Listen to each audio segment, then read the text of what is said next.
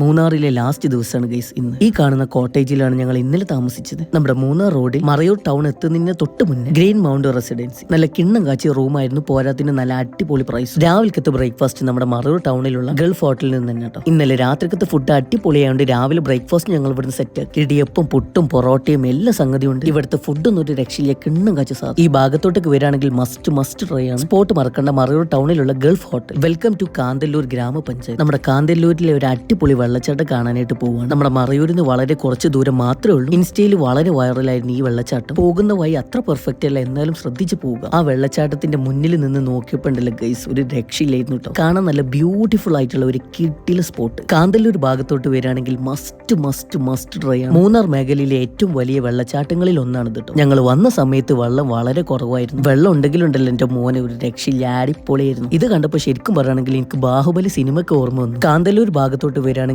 Must watch ആണ് ഈ സാധനം. ഈ സമയത്ത് ഇപ്പൊ ഇതിന്റെ അടുത്തോട്ടൊക്കെ പോകാൻ പറ്റും. അത്ര വലിയ വെള്ളമൊന്നുമില്ല, ചെന്ന് കുളിക്കൊക്കെ ചെയ്യാം. പക്ഷെ ഡേഞ്ചർ ആണ്, സൂക്ഷിച്ച് പോയാൽ നല്ലത്. എപ്പോഴും തണുപ്പുള്ള ഒരു ഏരിയയും കൂടിയാണിത്. ഏതായാലും ഞങ്ങളുടെ മൂന്നാറിലെ യാത്ര ഇവിടെ അവസാനിക്കാനായിട്ട് പോവാണ്. ഒന്നും ഇവിടെ അവസാനിക്കുന്നില്ല. വീണ്ടും നല്ല കിടിലും കിണ്ണം കാച്ചി ട്രിപ്പുമായിട്ട് കാണാം. അതുവരേക്കും തെൻകാലത്തേക്ക് ശുഭം.